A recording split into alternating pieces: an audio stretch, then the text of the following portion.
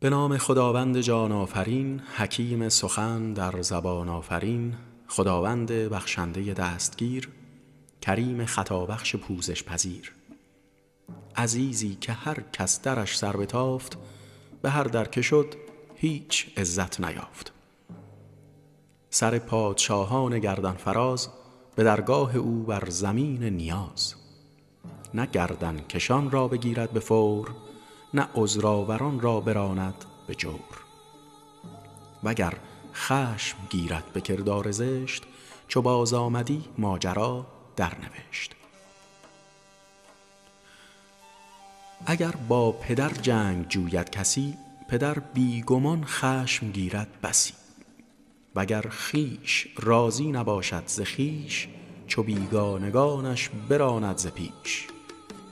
وگر بنده چابک نباشد به کار، عزیزش ندارد خداوندگار. وگر بر رفیقان نباشی شفیق، به فرسنگ بگریزد از تو رفیق. وگر ترک خدمت کند لشکری، شود شاه لشکرکش از وی بری.